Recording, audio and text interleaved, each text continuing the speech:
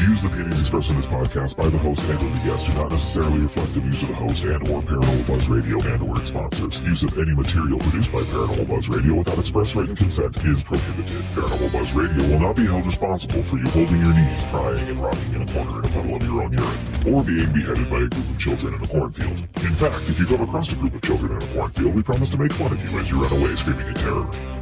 Listener discretion is advised. Ghost stories, folklore, psychics and mediums, shamanism, paranormal investigations, haunted locations, and all that other weird shit. You're listening to the Traveler's Moon Podcast with the Paranomad, Chris Nielsen, and Kelly McCarville, Moonspinner.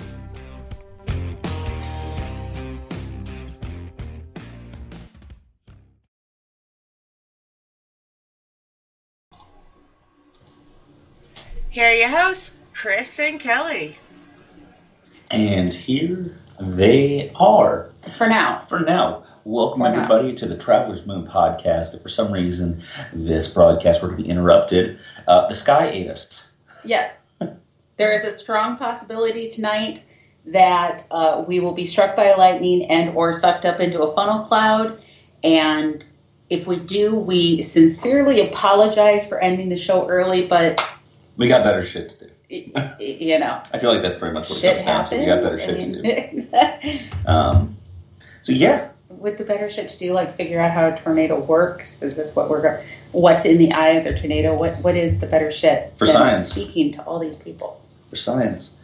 So, yeah. Welcome, everybody, to the Traveler's Moon Podcast. Tonight we're brought to you by the Angry Sky Gods. I don't know who did the thunder dance and the lightning dance, but oofta, there's a whole lot of lightning out there, and so the storms are just getting to where they're going to roll in. We're going to hope we can get the show going and over before we would lose internet and or power. So, hey, we're going to keep going. Yeah, it doesn't look terrible. The rate is weird because, like, radar says, like, the storm cell itself is not supposed to touch us till 10:30, which is terrifying because we have a, like, front row seat of everything outside because of the security cameras that are in the office here, and it looks like it's going to be a doozy. Yeah.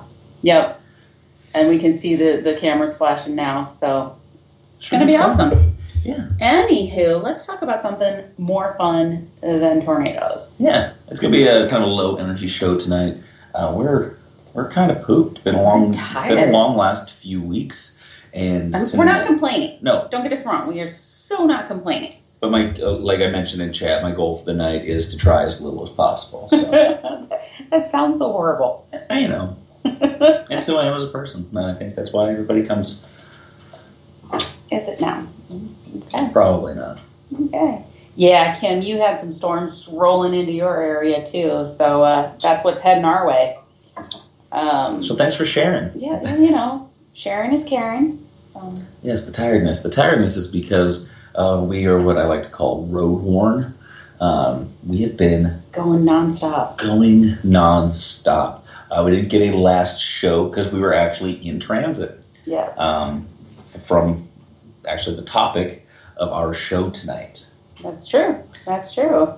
So we have, since our last show, we've actually had several things, I think, that we've done. I don't know. I'm looking back to see. What was our last show? Our last show would have been with Rebecca prior to the Cambry solstice. Prior to the solstice. Holy crap! Our last show was almost a month ago. Came back from a search. Yeah. Oh, thanks, Google. Sorry, I bumped my phone doing something over here. Thanks, Google. So yeah. So I mean, we had the Cambry solstice, which was at the Cambry House and Farm. Obviously, that was absolutely amazing. And then that next week we took off on our road trip. Where'd we go, Chris? Where'd we go? So, for those of you that don't know, you didn't read the title of the show. So yeah, this is kind of going to be a fun recap of some of our road stories from a little trip we took, kind of south-ish. I guess it's not terribly south from here. But we spent a little time in St. Louis. We spent a little time outside of Louisville. St. Louisville. It was a St. Louisville. Oh my gosh, the St. Louisville trip. Zing. Louisville. So yeah, we hit up the Lemp Mansion, a very well-known haunted location in the United States, and then we hit the Waverly Hills Sanatorium, which is probably the most well-known haunted location. Do you think it is? In the United States? I would make an argument for it. So everybody hit it up in chat. What do you think the most haunted location in the United States is? I'm very curious to hear what people have to think. Like, when you hear haunted location, what is the first place that comes to your brain? And not only what's the first place comes to your brain, but kind of what do you think other people would think of? What like nationwide would you think people assume is the number one haunted location? So, but yeah, Lemp Mansion. We'll start off with Lemp Mansion. So we were heading down to do the investigation, and because Kelly can't ever do one thing at a time, was looking at our path on the way down there and saw that we'd be going right through St. Louis and Lemp Mansion right there. Actually, we should back up, and we should talk about one other location that we actually got to peek around prior. Are we allowed to tell people we were peeking around? It was kind of a hush-hush situation. I think it was hush-hush because they didn't want other people to want to go. I don't think she would mind. I don't think she would. Are we assuming right now? Is that what we're doing? We're assuming?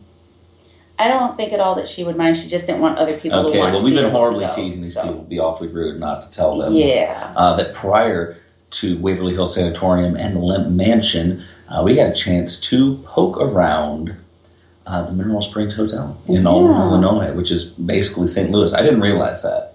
It is. So Alton's like half an hour from St. Louis, and so I knew you cross the bridge, you're there. Yeah. So we were heading down there, and we knew we wanted to head over to Raining Zen, which is in the Mineral Springs building, and it is owned by some pretty awesome people.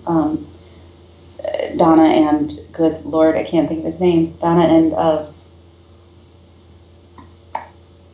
David? Is it David? I don't know, but you're covering your face on a podcast while trying to talk into a mic. Brain is so she'll get drawing a blank. She's on the Facebook right now. She's doing research. So yeah, for me personally, I really enjoyed Mineral Springs about as much as Lemp Mansion.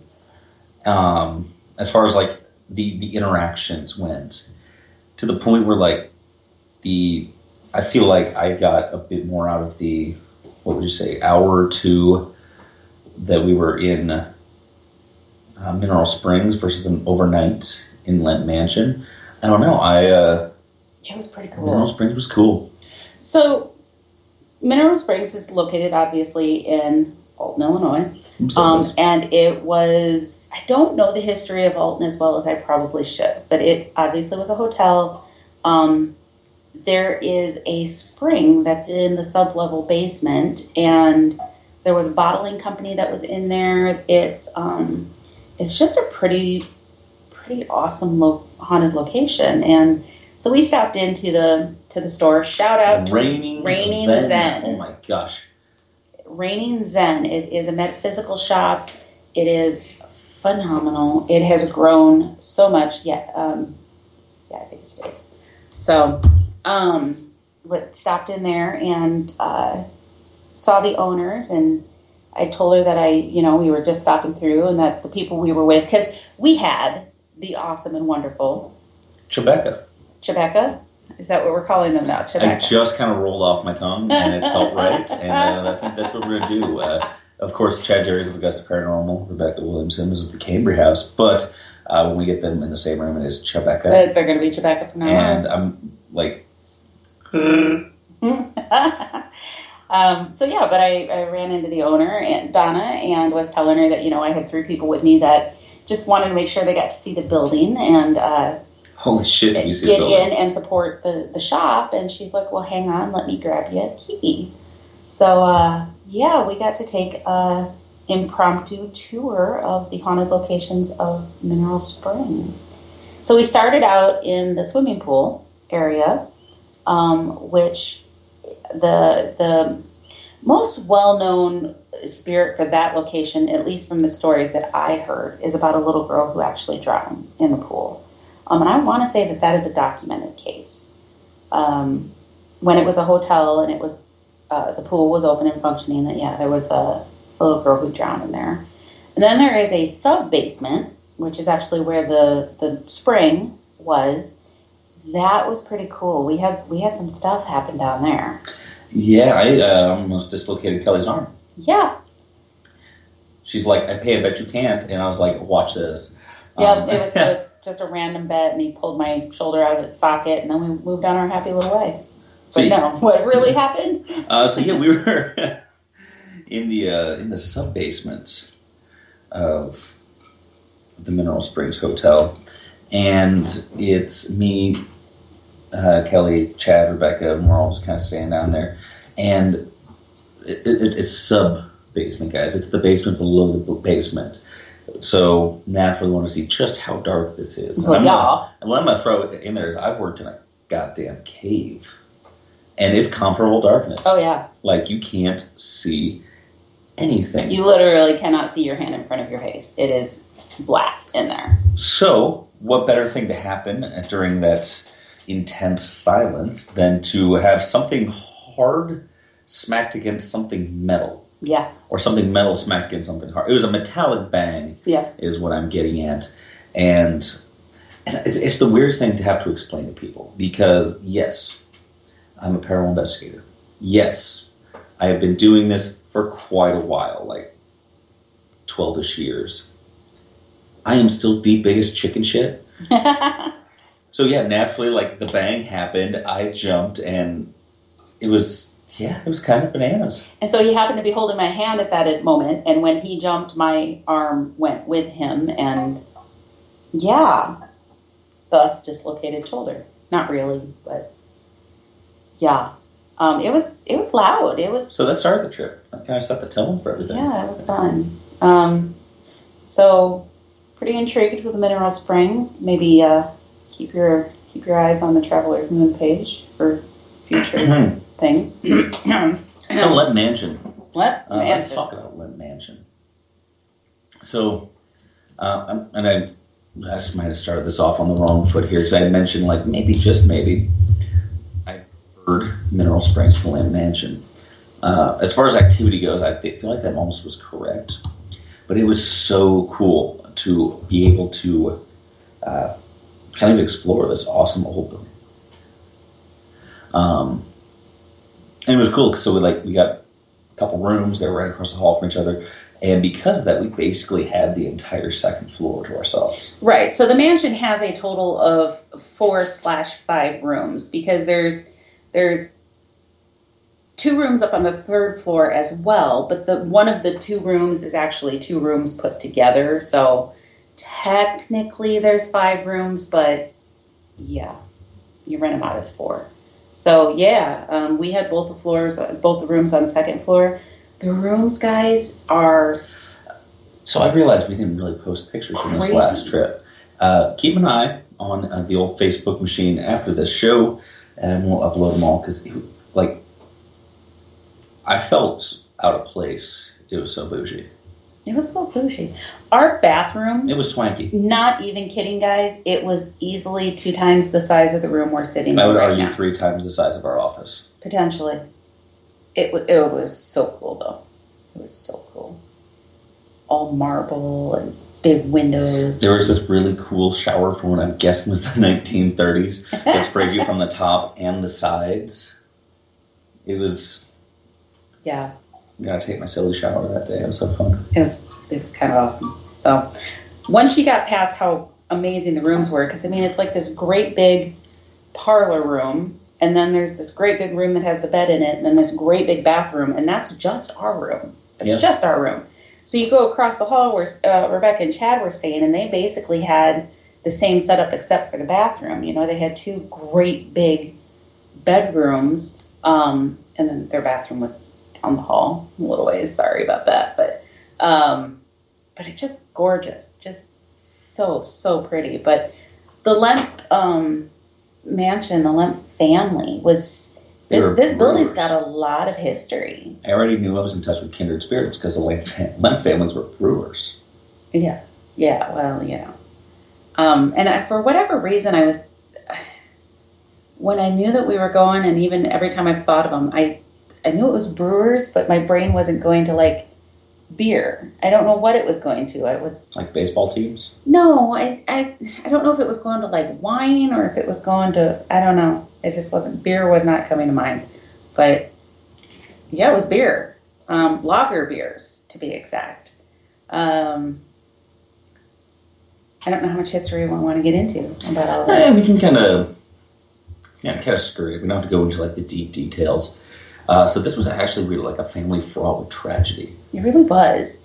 And Like, I'm not sure if I believe in like family curses, but if I did, like if I had to have an example that lended towards such a thing, I think the Lemp family was it. and I get and I'm right there with you to a certain extent, and yet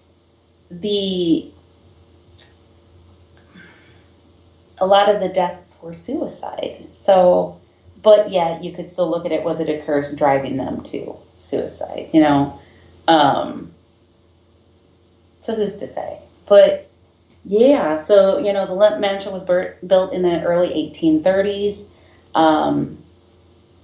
and kind of some of the history of why it was haunted is William Lemp, the original senior, had committed suicide. They didn't know where in the house, so it just stated that it was in the house. Did we ever get any real good impressions of like where? Okay, so here's the deal. There were a few suicides in the house. So am I correct in like the assumption it was like the one that was downstairs?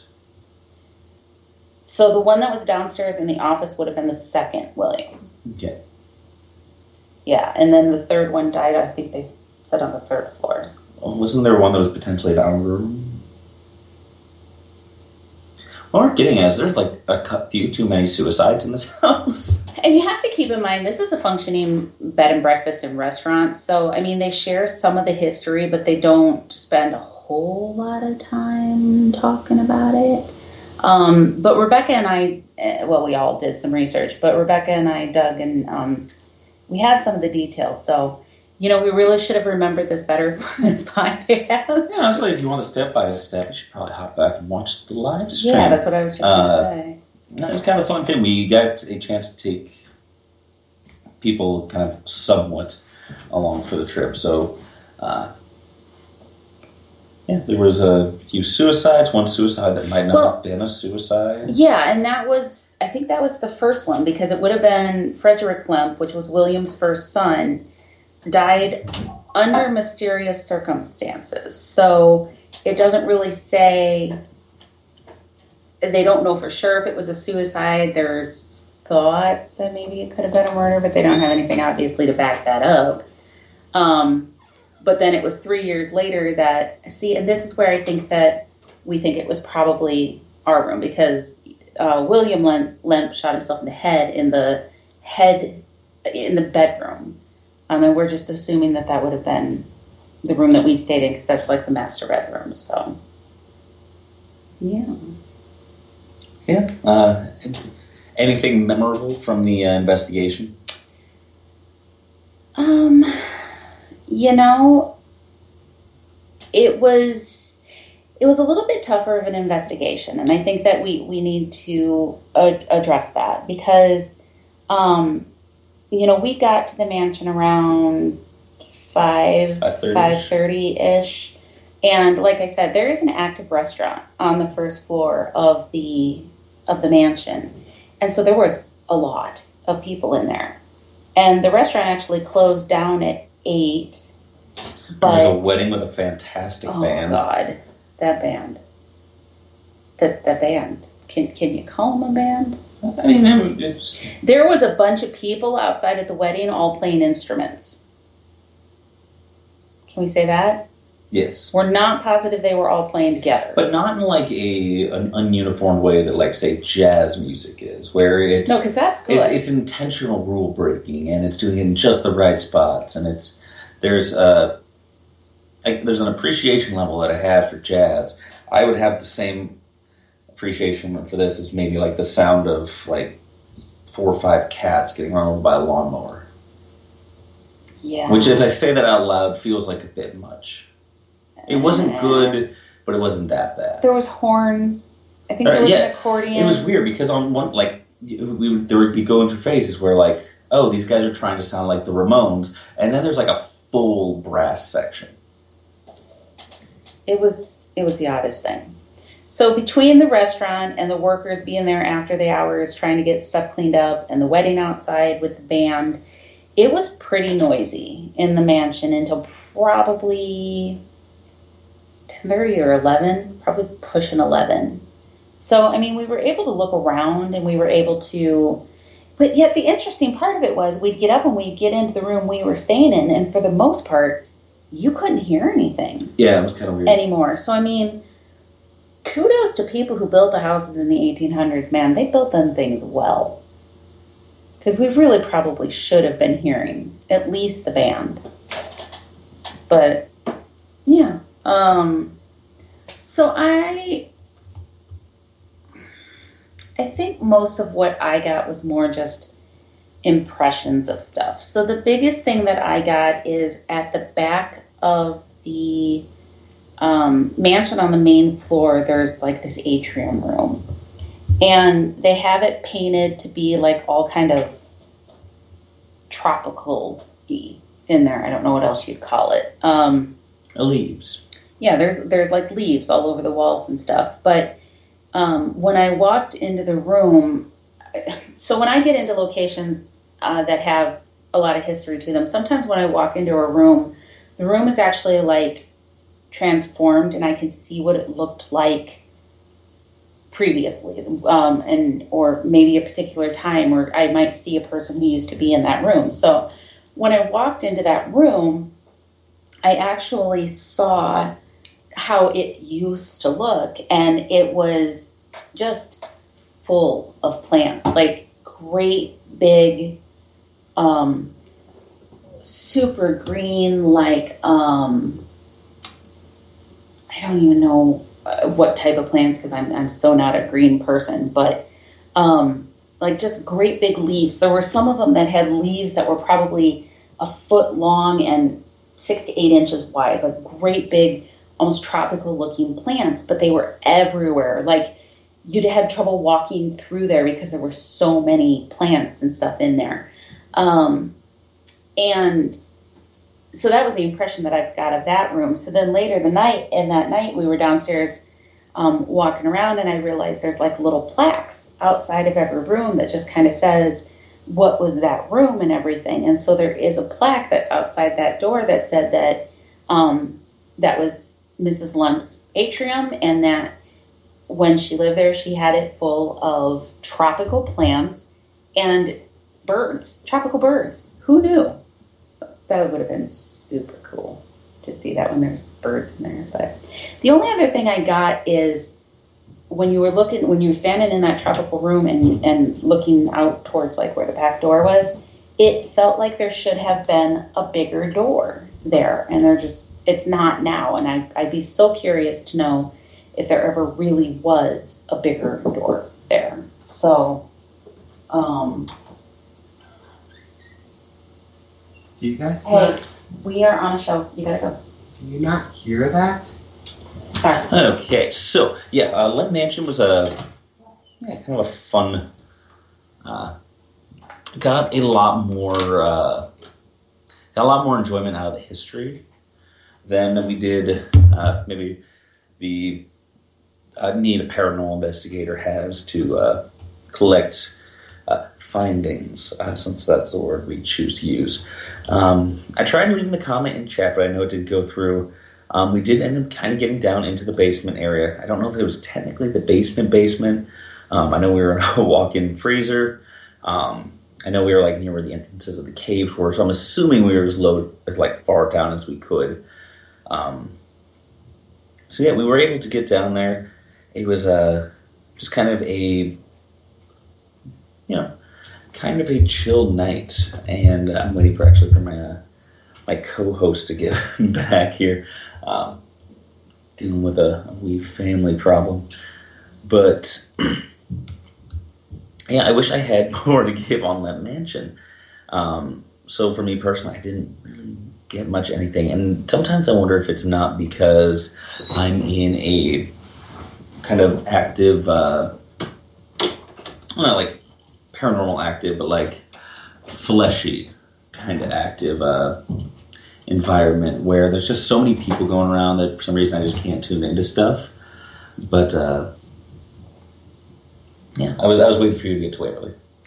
Sorry. So he thought he'd heard the sirens going off. No. So it's getting pretty rumbly out there, and one of the other people in my house just said that there's rotation heading this direction. Oh, so cool. So we're going to keep going for now, but just a heads up. If you stop hearing from us, the sky gods got too angry. Yeah, and we may keep this a little bit shorter. So yeah, let's go right into Waverly then. All right. All right. So it was stupid hot, and that's it. Yep, that's it. That's all there was to it. It was great. No. So we headed out to Waverly, and we had Waverly is a humongous place, so you can take a lot of people with you. Stupid big. And for anybody who has not ever tried to rent it out, it's also not cheap. Like stupid, not cheap. Yeah, so you end up having to take quite a few people with you. So we were out there with a group of 10 people, and we had AOP, we had Raven Road, we had REP Paranormal, and Cross Paranormal out there with us, and then Chad and Rebecca still. So we get there and we go in, and first thing, so of all 10 people who were there, I am the only person who'd ever been to Waverly before, which was kind of phenomenal to me. So to see everybody else seeing it for the first time was so much fun. But I could see just pulling up to the building the first time, they have put a lot of work into the building. A whole lot more windows, cleanup, repairs. So kudos to the Waverly owners, management, for working on keeping that historical location going, because it's got to be a bear of a project to try to keep that maintained. Anywho, probably the best part of my experience pulling up to Waverly at that beginning was watching Chris's face.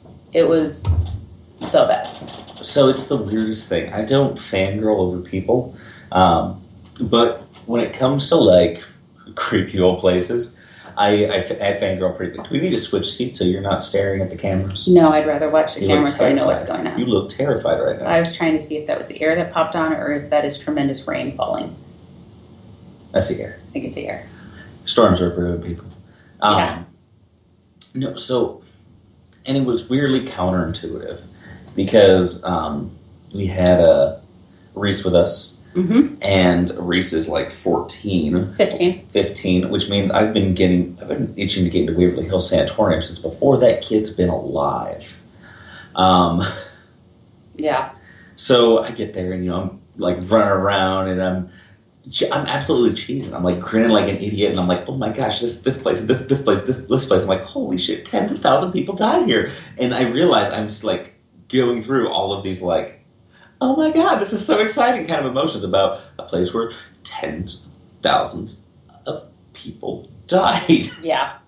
Yeah.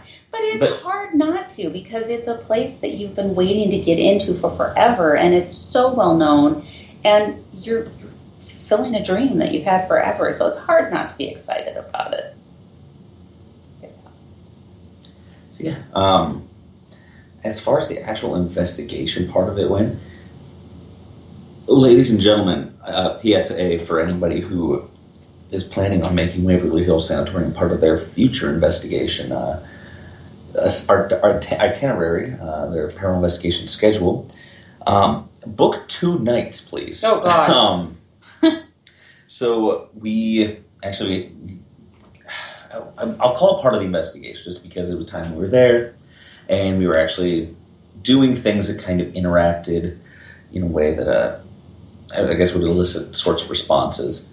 So the tour was phenomenal. Weirdly, first of all, the tour was fantastic, but it was also weirdly one of the more active parts of the night. Oh, absolutely. So we're going to pause here for a second. We had scheduled to go live from Waverly for that first night. We were 2 hours late. Excuse me. That's my fault.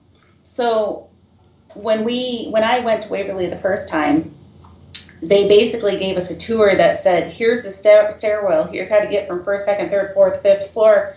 Have fun. It took like 20 minutes. So I figured if we started the live like an hour and a half after we got there, we'd be great. That didn't work that way. So we apologize to everybody who tried to turn into our live, and we appreciate those who caught up with us later when we did actually get a chance to go live. Okay, then I think this is the second show in a row you've died. I know, right?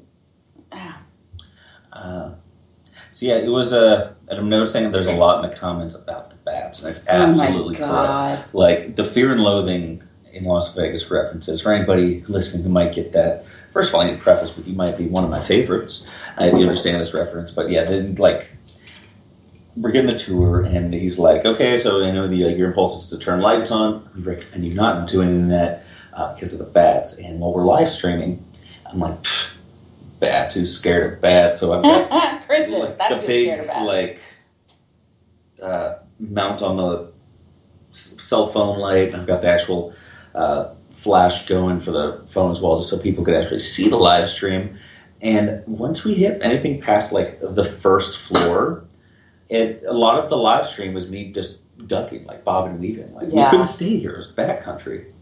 Yeah, and I mean, it's their territory; it's to be expected. But yeah, definitely, they liked the lights. We scrolled so hard. We were talking about things that happened on the tour. Yes, and things happened on the tour. Yes. So we, I think one of the highlights, and I this wasn't even something that necessarily. Well, we did have something. Well, you had two things. So no. I was gonna. I'm not completing my thoughts. Sorry. So we started out the tour, and the first. Do you want to start on first floor? I'm sorry. I jumped straight to the sealed room. Oh no! I thought you were. Yeah, let's go work bottom up. Okay. So Death Tunnel, go.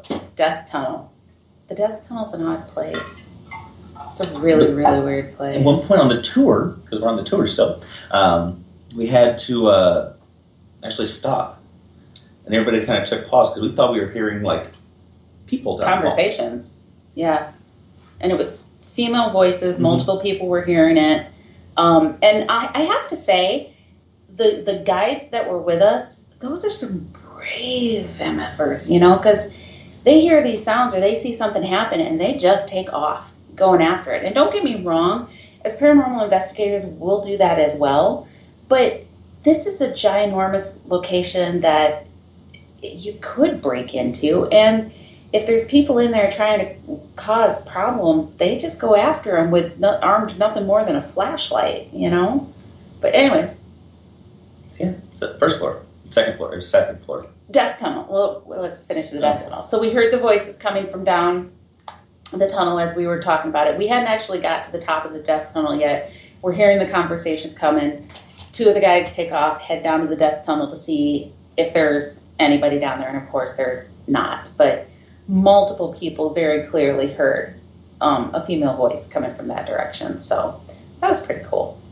I don't know that we had a ton else happen on that bottom level during the tour, at least. No. So, yeah. Second floor? Yeah. Go ahead. Oh, no, I was going to let you go for it because you seem most excited by this. Oh, so I was going to write, I'm making notes for myself because my brain thinks of things, and if I can't talk about them right away. Okay, I was confused. She just kind of like randomly found a pen, and then I saw it, and so she offered it to me. Because you looked like you wanted it. No, see, this is the way my brain works, folks. If I think of something and I don't blurt it out right away, which is why I often blurt things out when we're having shows like this, I forget it. Your doctor said she has attention deficit something or other. Did he? Oh. See what I did there. Okay. Anyways, that was really loud. Sorry about that. So, yeah, there was on the second floor, there was a room that had been sealed off for the longest time. And they don't even really know why it had been sealed or, our sirens are going to be going off. Why did we get a tornado warning? And that just was what popped up. Cedar Rapids alert or tornado warning has been issued. Oh, very cool.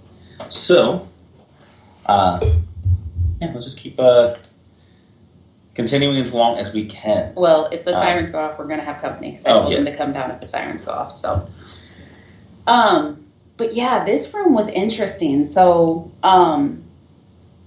it was a old operating room. Yeah, and Chris and I were probably the ones that were closest to the room when when they first started telling us what it was, and I didn't feel like I could go into the room right away. I needed to kind of get a good feel.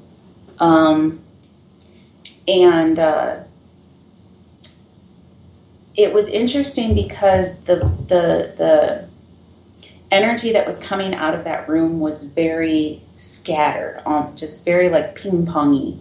I don't know how to explain it other than that, but manic. Yeah, it was a very weird, don't turn your back on it type of feeling.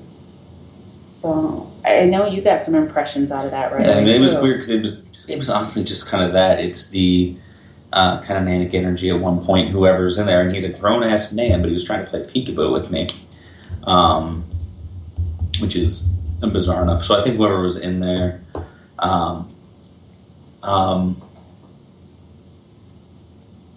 just funky. Man, it just definitely wasn't okay in the head. Are we sticking on the tour, or do we want to talk about when right we now. Went back to? I thought we were talking about the tour. Okay, all right. I don't know that I got a ton else on second floor. Was it second that the rest of you guys had that? No, so it was third floor, actually. And this is another one of those situations where, like, the tour had to be stopped. Like, we thought, like, there was, like, somebody had broken in. So, and keeping in mind, me saying I see something is not the most terribly exciting thing in the world because I have a tendency to do that. But it was myself and Chad, actually. We're having the tour. They've got us. I'm sure everybody knows Waverly. But for those of you that don't, I'll kind of describe the general setup. It's a building, and it basically, you get to the middle, and it kind of comes off in wings. But it's not like a hard split. It's almost like curved kind of shape to it. Absolutely massive, both tall and wide.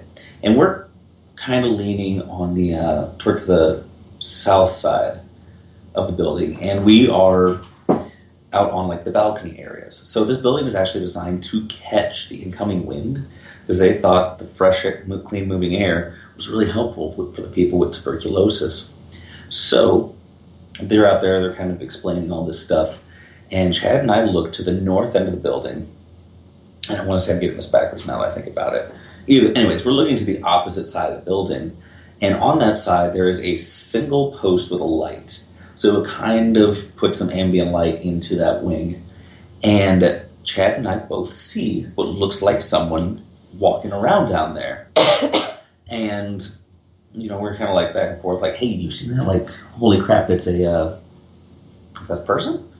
And it was kind of one of those what if moments. And then it looks like this person turned on a flashlight. Like a flashlight in their hands, light came on. And apparently we weren't the only ones to be seeing this because we had like our main guide and he was kind of giving us the whole actual story bits. And then they had people on either side, I think basically keeping us like flocked together. Yeah, because it was funny. One of them was called the anchor or the caboose, and their job was to count heads and make sure everybody moved along with them. So yeah, like he sees it pretty much the same time we do, and he like takes off, and he ends up taking the outside of the building, following that outside path. Our other shepherd, she actually takes the inside of the building. So basically, if there was a person there, their route, their means of exit, it would have been cut off, and there was nobody down there. Yeah. And multiple people saw this person walking around and saw the flashlight light, and there was absolutely nothing down there. So, I mean, this is all happening, guys, at probably 8:30, 9 o'clock at night, and it wasn't even completely dark out yet. And yeah, we're already having this stuff acting up. It was pretty phenomenal. So, we headed up to the 4th floor then, I don't know that I really had anything 4th floor. Definitely not doing the tour. 5th floor, though, was kind of interesting because they started sharing the story. So 5th floor is notorious, of course. It might be the most famous area, outside of like maybe the Death Tunnel, might be the most famous area in Waverly Hills.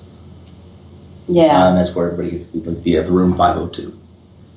Yeah, so the story of room 502 is that there was a nurse who was obviously up working that floor who found out she was pregnant and killed herself by hanging herself in, I want to say, like the kind of lobby area of the 5th floor. After a botched, Yeah, and that goes back and forth. Some of them say she was pregnant, some say it was a botched abortion.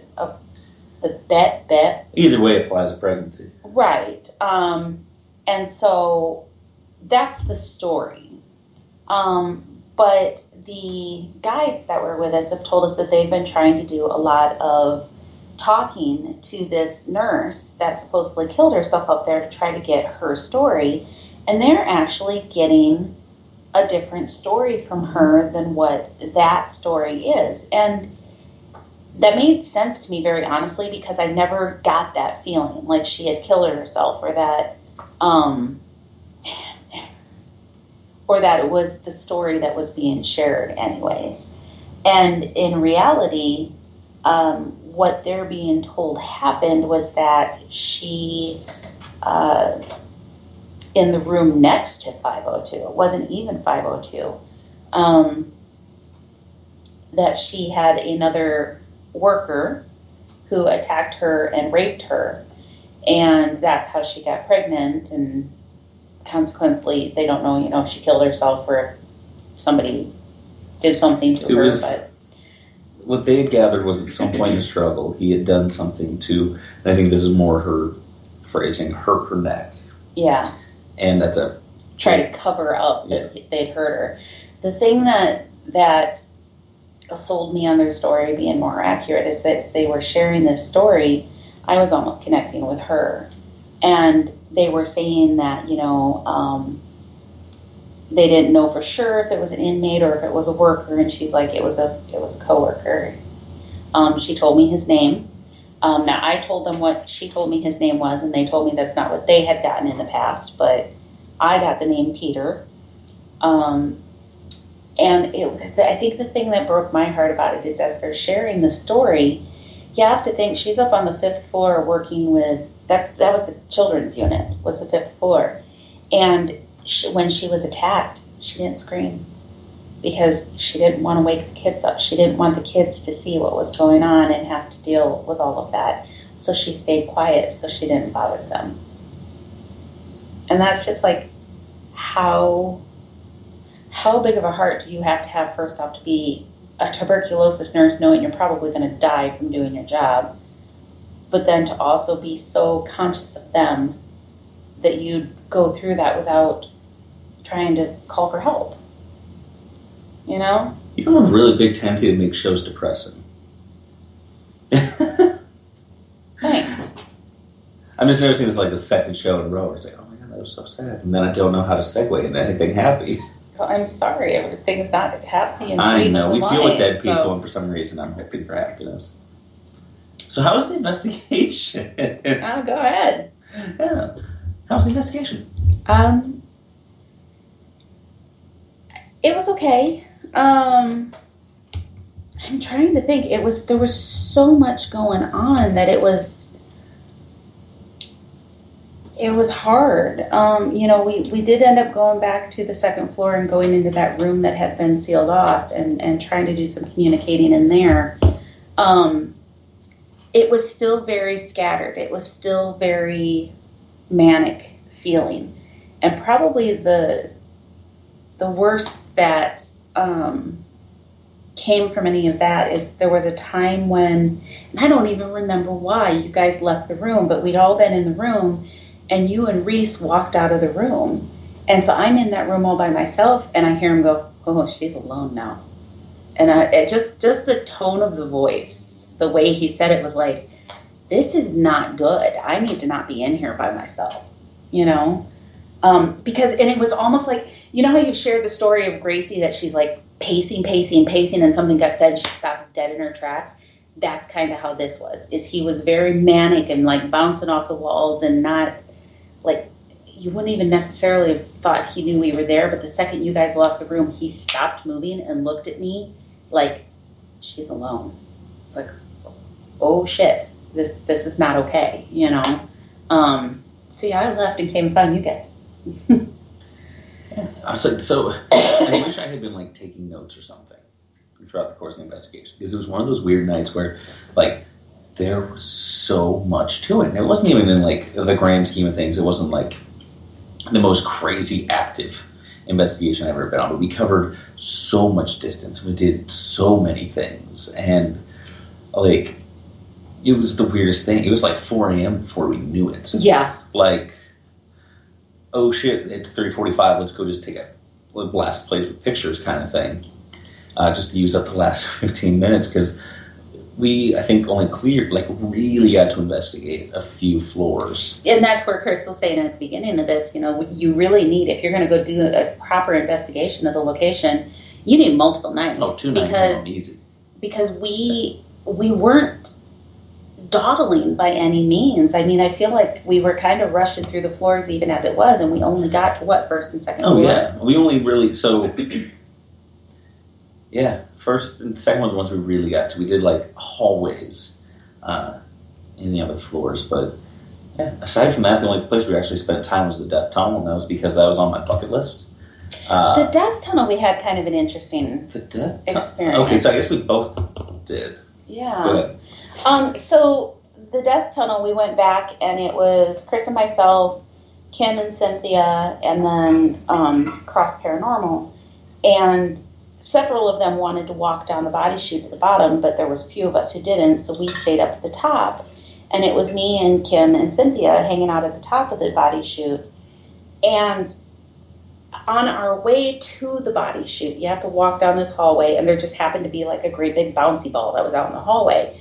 And we'd been up and down that hallway a couple times, and I'd always kick the ball and hope that they would kick it back to us or roll it to us or something. So on our way down to the Death Tunnel, of course, I kicked the ball and was trying to get them to interact with us. And we carry on our way down to the Death Tunnel. And as Kim and Cynthia and I are standing at the top of the Death Tunnel, we very clearly heard what sounded like that rubber ball going bump, bump, bump on the floor, like bouncing down the hallway to us. And we all look at each other like, what the hell? And so we're standing there, eyes focused on that corner, thinking that ball's going to come around that corner any minute. The thing about that is there was a door between the hallway where the ball was and the hallway that leads to the actual Death Tunnel. It's all one straight thing, but there's a doorway there. There's no possible way that ball could have come down that hallway without going through a doorway. And we never did see the ball, but we all heard it, and we're standing there, and we're kind of, you know how when you get scared and you get nervous and you get a little giggly? We're laughing because we're like, if that ball goes around the corner, what do? We can go down the chute to the bottom that's all locked up where no place to go, or we can choose to go up the hallway towards the ball to get out. Those were our options. And I'm going to have to take a second here. And like, 3 seasoned paranormal investigators are terrified of the concept of a ball. I wasn't scared of the ball. I was scared of what moved the ball through the door down the hallway towards us. But what did we hear? Because there wasn't a ball, but it was very distinct. It was very a bump, bump, bump of that ball. So it was pretty cool.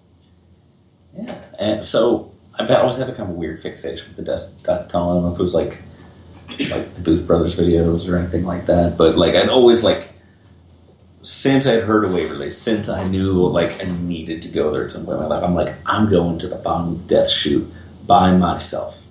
I'm gonna do it. So we went, we got to the Death Chute, and I ended up actually going down with the Creoles. And I was like, oh, that was so cool. I got to live my dream, and I got back to the top, and I was like, no, I said I'm going to do this by myself. Like I needed to do it like solo, which I think might have been where I went wrong. So confession time, and this honestly kind of irks me. But had you been where I was at, you would have done the same thing. I didn't make it quite to the bottom. So as you go down to the death tunnel, it's step, step, step, flat landing for like maybe 2.5, 3 feet. Step, step, step, landing. Step, step, step, landing. So on and so forth for 560 feet. So I'm marching my way back down to the bottom of the death tunnel, and I'm getting excited. I'm like, oh my gosh, I'm going to do it. I'm going to get down there. I'm going to touch the bottom wall. I'm going to walk back up. I'm going to be victorious. I'm going to scratch something off of my bucket list. And I'm to that second from the bottom landing, and I don't know what distracts me because I'm using a flashlight to find my way around, obviously. And I was watching the beam of light, and I looked up, and there is this big motherfucker standing at the bottom of the death tunnel. And when I say big, I mean like freaking huge. So I'm guessing basically his head went to the top, which was probably a good 7 or 8 feet. And he was just absolutely massive across. And I ended up talking to one of the tour guys, and apparently that's a thing. I didn't know that part of it. So yeah, I hooked my happy ass back up 500 feet, and Which it was pretty amusing from the top of it, because we're all standing up at the top of the death chute at this point, and we're waiting for Chris to go down and come back up. And we're kind of talking a little bit as he's going, just, you okay, you know, yep. And it gets quiet for a little bit, and we're, nope, and up, tick, up the steps he comes. It was pretty funny. It's like, oh, hell no. It was an all hell no moment.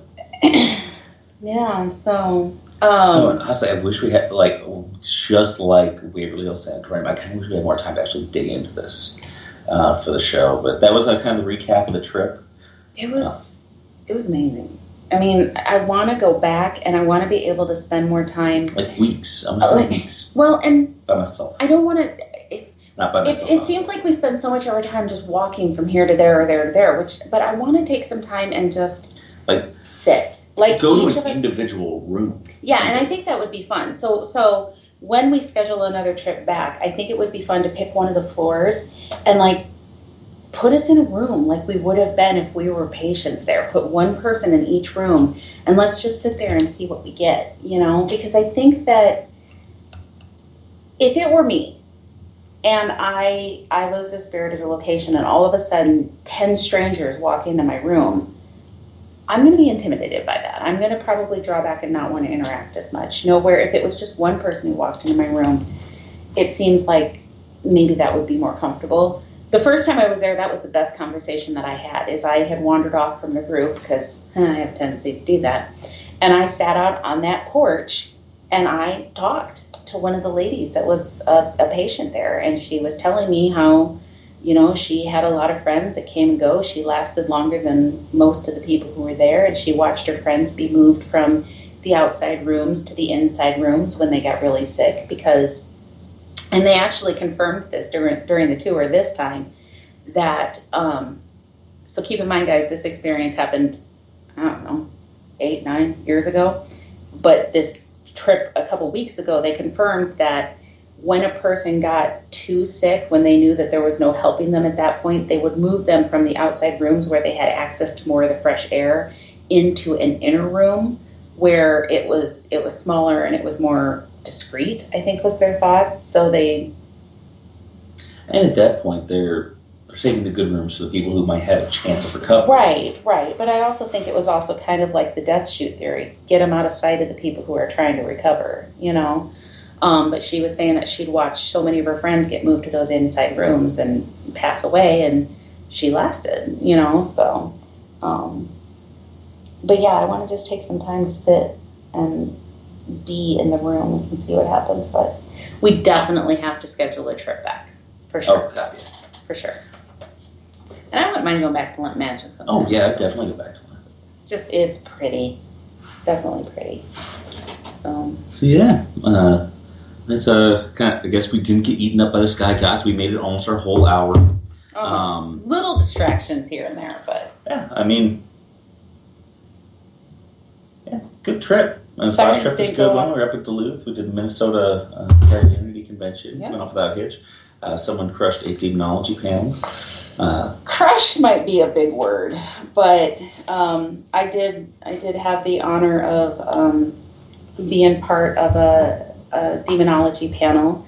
They were looking for the host of the event was looking for somebody who had a little bit different viewpoint than the other panel members. So it was Chris Fleming, who's a psychic medium. There was an exorcist. It was supposed to be Bishop James Long, but for whatever reason he couldn't show up. So there was another exorcist guy, and then Chad Lindbergh, and then myself. But it was intimidating. I'll admit it. It was terrifying going up there and listening to Chris and the Exorcist, where yes, demons are everywhere and out to get you and all of this, and it gets to me. Lindbergh, being the gentleman that he is, let me go first, and I'm like, yeah, they're really not everywhere. They're kind of one in a million, and and I'm just like, oh God, this is going to go so bad. But I think it went okay, and it seemed like the message was received pretty well. So I was breathing easier when it was done finally.